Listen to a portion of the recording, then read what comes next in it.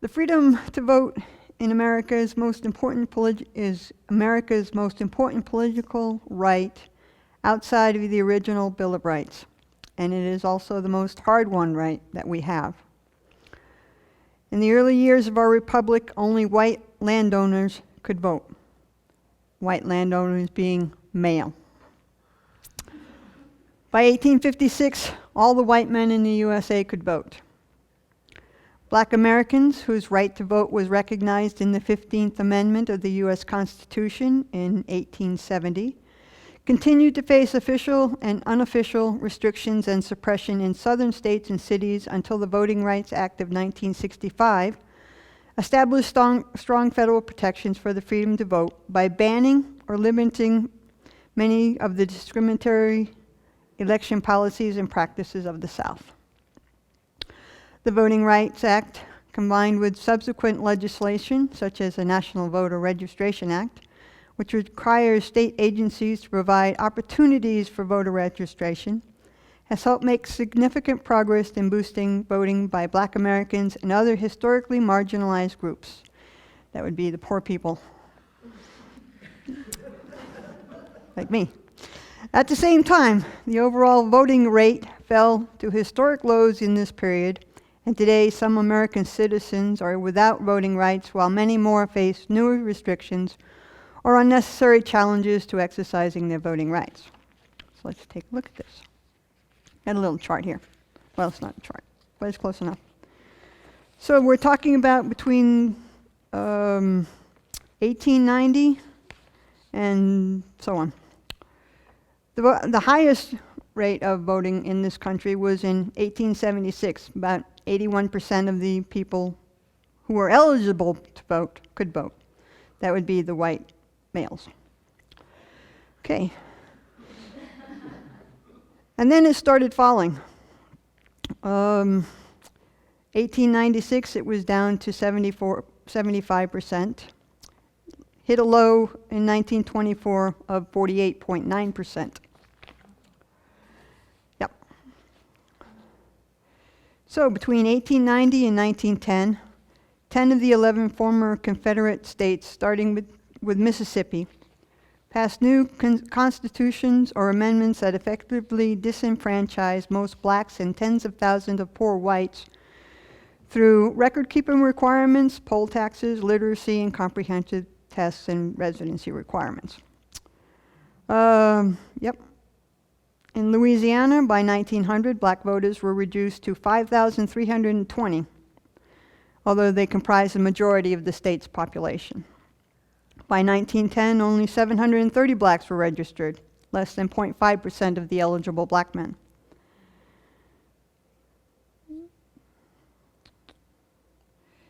In 27 of the state's parishes, 60 parishes, not a single black voter was registered any longer.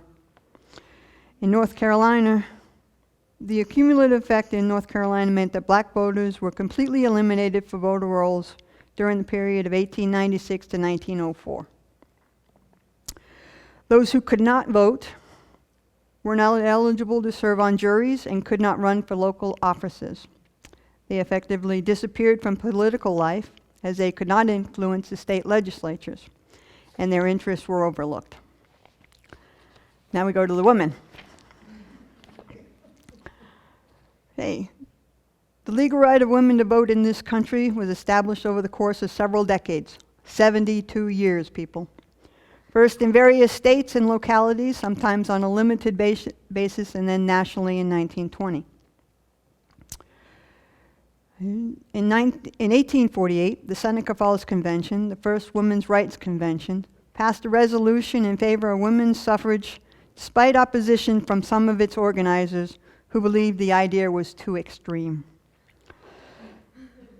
By the time of the first National Women's Rights Convention in 1850, however, suffrage was becoming an increasingly important aspect of the women's activities. The first National Suffrage Organization was established in 1869 when two competing organizations were formed, one led by Susan B. Anthony and Elizabeth Cady Stanton, and the other by Lucy Stone.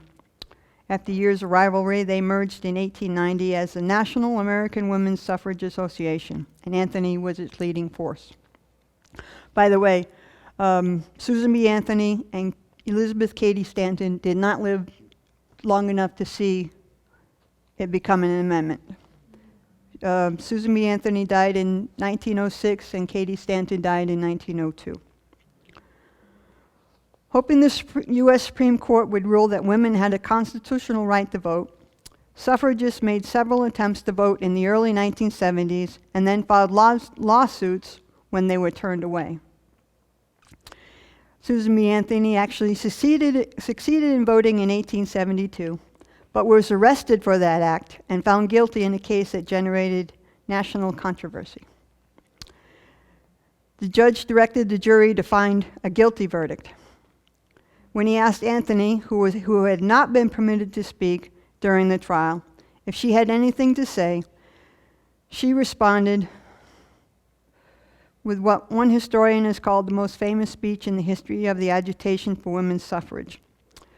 She said, "This high-handed outrage upon my citizens' rights," she called this a high-handed outrage on my citizens' right. "You have trampled underfoot every vital principle of our government.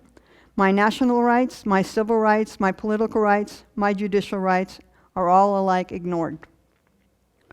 The judge sentenced Anthony to pay a fine of $100. She responded, "I shall never pay $1 for your unjust penalty," and she never did.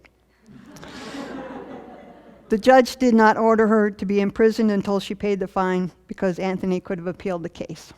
So she basically walked. So on the eve of the inauguration of President Woodrow Wilson in 1913, protesters thronged a massive suffrage parade in the nation's capital, and hundreds of women were injured. That same year, Alice Paul founded the Congressional Union for Women's Suffrage, which later became the National Women's Party. The organization staged numerous demonstrations and regularly picketed the White House, among other militant tactics. As a result of these actions, some group members were arrested and served jail time. And that's all because they wanted to vote. Over 200 National Women's Party supporters, the Silent Sentinels, were arrested in 1917 while picketing the White House, some of whom went on a hunger strike and endured force feeding after being sent to prison. On May 21, 1919, U.S. Representative James R. Mann, a Republican from Illinois and chairman of the Suffrage Committee, proposed a House resolution to approve the Susan B. Anthony Amendment, granting women the right to vote. The measure passed the House 304 to 89, a full 42 votes above the required two-thirds majority. 2 weeks later, on June 4, 1919, the Senate passed the 19th Amendment by two votes over its two-thirds required majority, 56 to 25. There were a lot less states then. The amendment was then sent to the states for ratification. Within 6 days of the ratification cycle, Illinois, Michigan, and Wisconsin each ratified the amendment. Kansas, New York, and Ohio followed on June 16, 1919. By March of the following year, a total of 35 states had approved the amendment, one state shy of the two-thirds required for ratification. Southern states were adamantly opposed to the amendment, however. And 7 of them, Alabama, Georgia, Louisiana, Maryland, Mississippi, South Carolina, and Virginia, had already rejected it before Tennessee's vote on August 18, 1920. It was up to Tennessee to tip the scale for women's suffrage. The outlook appeared bleak, given the outcomes in other southern states and given the position of Tennessee's state legislatures in their 48-48 tie. The state's decision came down to a 23-year-old representative, Harry T. Byrne, a Republican from McMinn County, who cast the deciding vote. Although Byrne opposed the amendment, his mother convinced him to approve it.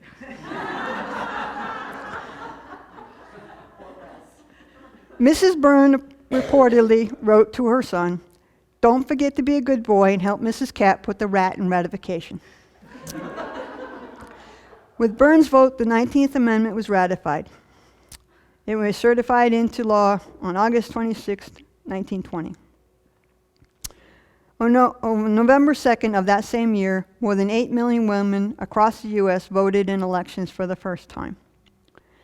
But it took over 60 years for the remaining 12 states to ratify the 19th Amendment. Mississippi was the last to do so on March 22nd, 1984. Okay, so what does this all come down to? Enfranchised Americans' freedom to vote continues to be restricted by policies and practices that circumvent or violate the spirit of the Voting Rights Act. In southern states and elsewhere, eligible voters often face restrictive policies such as strict registration deadlines, photo identification requirements, and racially motivated redistricting. Many of these same states are also antagonistic towards making it easier to vote by limiting early voting and other easier access alternatives to the traditional voting booth. Reflecting an ongoing legacy of institutional racism in our election system, this new generation of election policies and rules are targeted at certain groups and disproportionately affect people of color, people who are poor, and young people. One important consequence of this legacy and continuing evolution of voter restrictions is unequal voter turnout in elections, with white Americans, and particularly affluent white Americans, outparticipating people of color, low-income people, and young people by significant to wide margins. As a result, large numbers of less advantaged Americans are left out of the democratic process. In 2012, 26 million eligible voters of color did not vote. And among eligible voters earning less than $50,000, 47 million did not vote. In 2014, 44 million eligible voters of color did not vote. And 66 million eligible voters earning less than $50,000 did not vote. So these voter turnout gaps or voting inequalities are well known among experts who study American democracy. This voting inequality is underestimated in its social impact and in the larger policy debates about the direction of our country. The voter turnout gaps reflect not only differences in power and privilege, but also striking differences in policy views and ideology. At the core of this problem, we see that people in the undervoting groups tend to be more or substantially more in favor of progressive economic policies and government intervention in the economy compared to more affluent voters, and particularly more affluent white voters. What this means is, while money in politics is increasingly a focal point for explaining why the U.S. policy landscape leans so heavily to the right compared to those of other wealthy democracies, the data suggests that our country's cumulative voter turnout gaps, historic and contemporary, are also an important factor in the growing misalignment of public policy with the concerns and needs of working class and low-income people, particularly in communities of color. Increasing and equalizing voter turnout is not a panacea for reducing inequality and achieving equality in public policy, but it is an important factor among others, including the role of money in politics. In other words, the people who are getting the money, if they don't need to listen to you because you can't vote, they ain't gonna. He concludes that Robert Franzese, somebody, I'm not sure who, argues where turnout is low and unequal, politicians who already cater to big donors have an even stronger incentive to do so. He concludes that whether or not democracies respond to rising inequality is conditioned by the political participation of poorer people in the electorate. After the wealth of a country's voter participation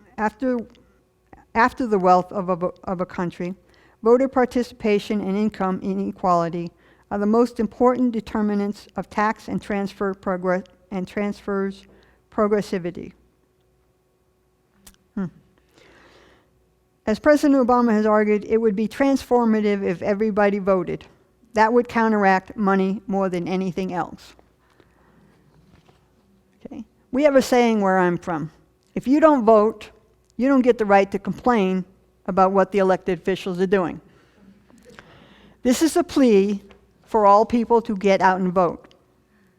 Right now, in 2012, only 55% of the American people who are eligible to vote voted. That's a trend, okay? 1972 was 55%. 1988, it was 50%. You got to get out and vote, people, if you want to make a difference. And there's Sam.